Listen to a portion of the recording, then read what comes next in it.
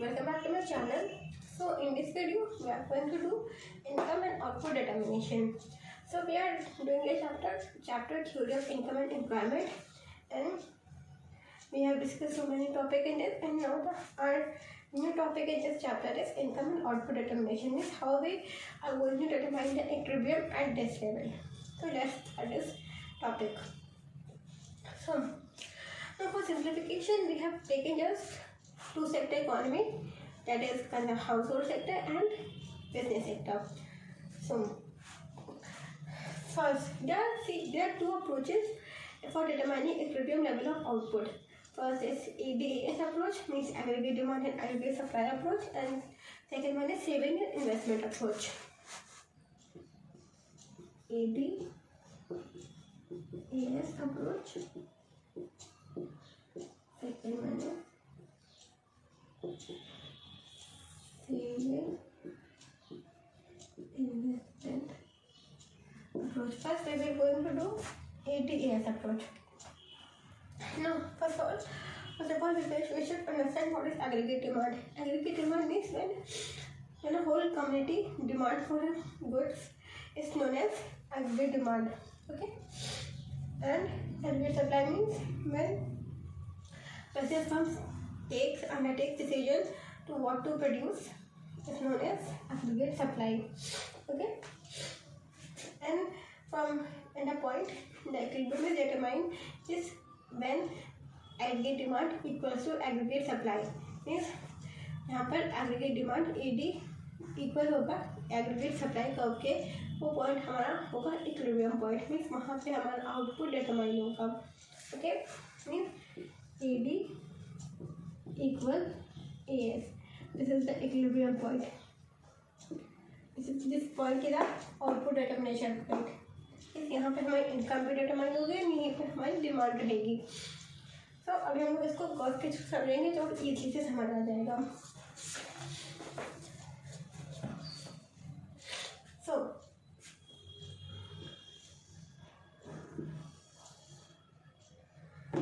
on this is the point of origin, and on x-axis we have taken income,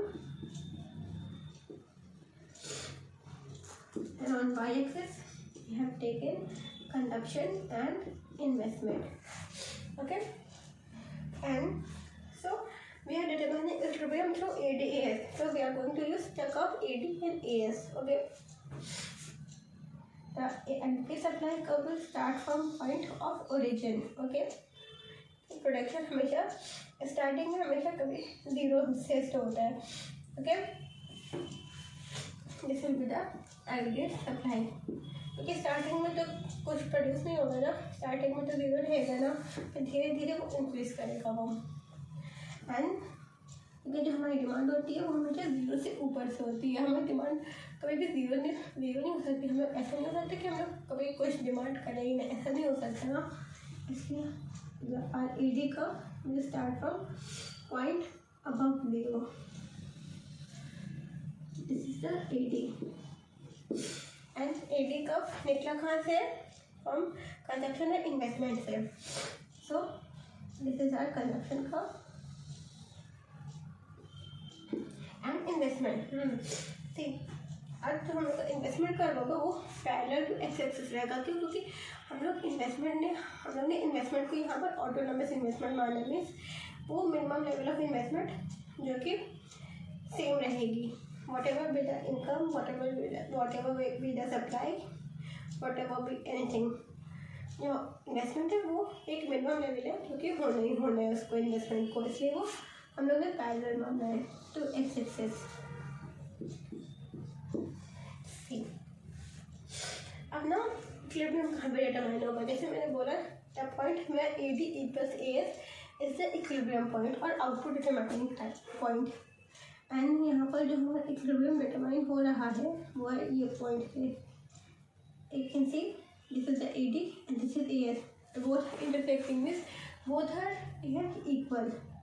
so this will be the equilibrium point E0, and output here is y0. So now if we do the physical condition of अगर हम लोग connection करते हैं कि अगर जो equilibrium है इससे ज़्यादा हो E1 से होता अगर ये अगर इक्विलिब्रियम हमारा यहाँ पर होता Y1 पे प्रोड्यूस हो रहा होता तो C क्या होता।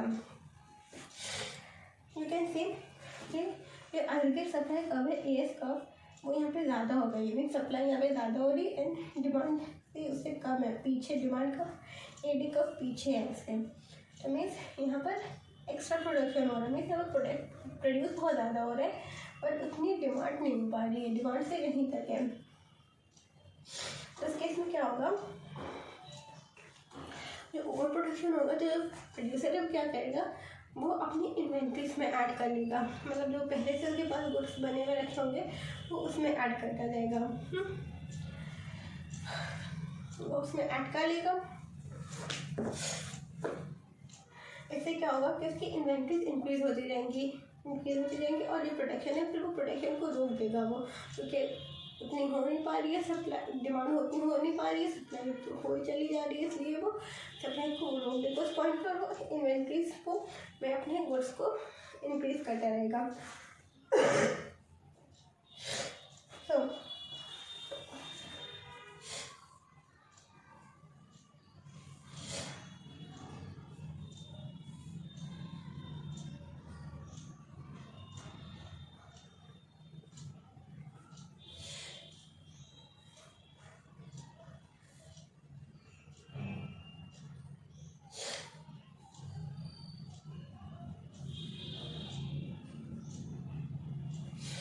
यहाँ पे आपको प्रोडक्शन रुक चुका है, इनकम रुक चुकी है, अनएम्प्लॉयमेंट पे थोड़ा सा मे भी हो सकता है इंक्रीज होने लगे, क्योंकि फिर वो वर्कर्स को निकाल देंगे प्रोड्यूसर्स लोग, तो हम लोग सिर्फ अपनी इन्वेंट्रीज को यूज़ करने लगेंगे और ये पॉइंट तब तक कंटिन्यू रहेगा जब तक वो अपनी सारी इन्वेंट्रीज को यूज़ नहीं कर लेते और इनका जो प्रोडक्शन है वो वापस से EBO पे नहीं आ जाता।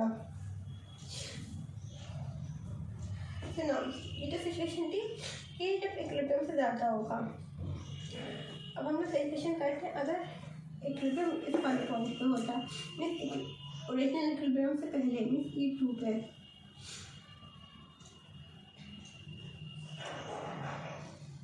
E2 पे, अगर हम लोग करते हैं सेम, अगर आउटपुट यहाँ पे डिटरमाइन करते हैं हम लोग तो क्या होता है Y2 पे यहाँ पर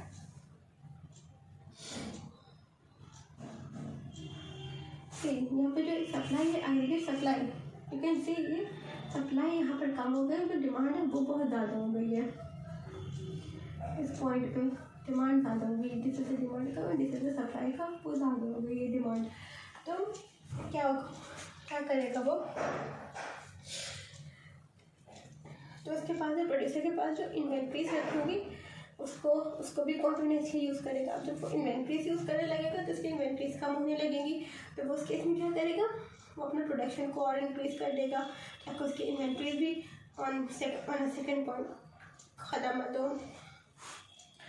तो जिससे क्या होगा उसकी इनकम और ज़्यादा इंक्रीज होगी वर्कर्स की और प्रोड्यूसर्स की।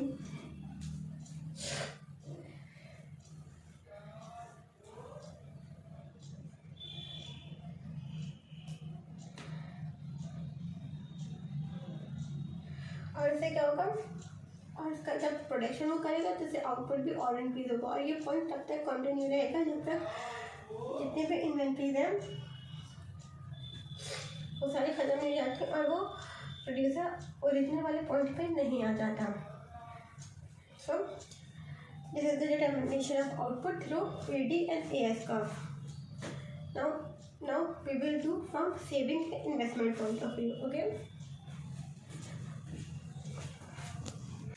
So now saving investment approach.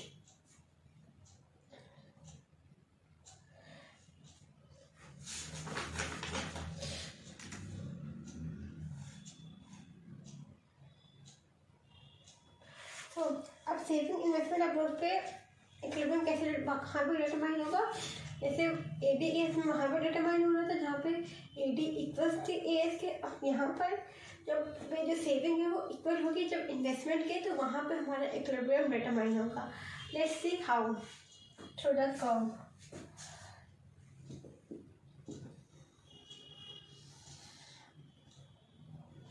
This is point of origin. Here we have taken income on x-axis, and here we have taken saving and investment. Because we are determining through saving, that's why we have taken saving, not consumption. Okay. And investment, and we all know, is autonomous. So the curve of investment will always be parallel to x-axis, like this. This is investment curve. And now, so saving, same. ये saving curve है वो हमेशा zero के भी नीचे से start होता है, क्योंकि पर्सन की इनकम जीरो होती है जब वो अर्न नहीं कर रहा होता है, लेकिन तब भी वो कंजप्शन हमेशा कुछ ना कुछ कर रहा होता है, क्योंकि कहाँ से करता है वो अपने जो उसके पास सेविंग होती है किसी से लोन लेकर, तो वहाँ से करता है। तो ह्यूमन बीइंग की, एक पर्सन की पहले जो सेविंग होती थी वो वहाँ पर सेविंग उसकी ऑलमोस्ट नहीं होती, तो वो डिस सेविंग होती है, तो इसलिए जीरो से यहाँ से स्टार्ट होती है सेविंग। फिर वो धीरे धीरे जैसे फिर उसकी इनकम इंक्रीज होती है कंजप्शन के साथ, तो कंजप्शन भी इंक्रीज होता है बट सेविंग भी उसी के साथ इंक्रीज होती रहती है। Like this is a saving curve, and there will be the equilibrium point, the point where investment equals to saving, and that point is here. Is saving curve and this is investment curve. This is the point of equilibrium. Here output will be determined under saving investment approach.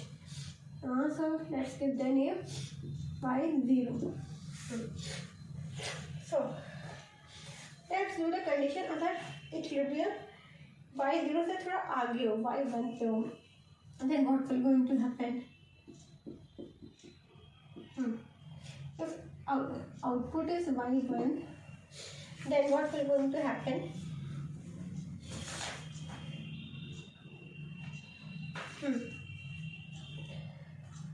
Here you can see the saving curve is greater than investment curve. Means यहाँ पे saving ज़्यादा हो रही है and investment यहाँ पे कम है।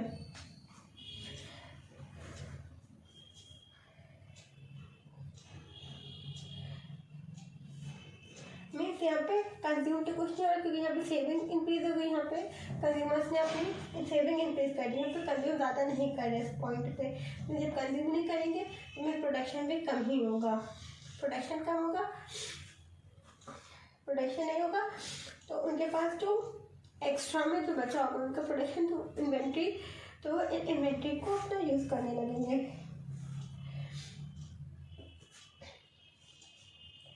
जिससे क्या होगा, उनका जो आउटपुट है वो जो डिक्रीज हो जाएगा, उनके पास इनकम पे डिक्रीज हो जाएगी, एंड ये प्रोसेस तब तक कंटिन्यू रहेगा जब तक उनकी सारी इन्वेंट्रीज खत्म नहीं हो जाती और वो बैक टू ओरिजिनल पॉइंट पे नहीं आ जाती।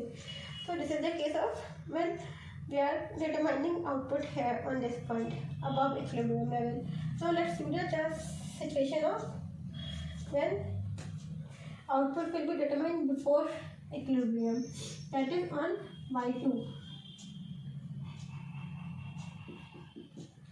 Here y2. As you can see here, the investment is greater than saving, means saving here are here and investment is here, means investment are here greater. So now what will happen, means यहाँ पर savings कम कर रहे consumers हैं, लोग consume ज़्यादा कर रहे हैं, फिर उस केस में क्या होगा, प्रोडक्शन जो इन्वेंट्रीज है प्रोड्यूसर के पास वो लोग ज़्यादा से ज़्यादा यूज़ करने लगेंगे। आप लोग जब इन्वेंट्रीज यूज़ करेंगे तो इन्वेंट्रीज उनकी फॉल डाउन होने लगेंगे, जिससे हम लोग क्या करेंगे, प्रोडक्शन को और इंक्रीज कर देंगे। प्रोडक्शन इंक्रीज करने से क्या होगा, उनका आउटपुट और इनकम दोनों इंक्रीज हो जाएगा। तो ये प्रोसेस अपना कंटिन्यू रहेगा जब तक वो वापस से जो सेविंग है इक्वल नहीं आ जाती इन्वेस्टमेंट के। So these are the two approaches from ADAS and from saving investment. I hope आपको ये क्लियर हुआ हो। If you have any doubts regarding this, you can ask me in the comment section. If you found this video useful, please like, share and subscribe to my channel. Thank you for watching this.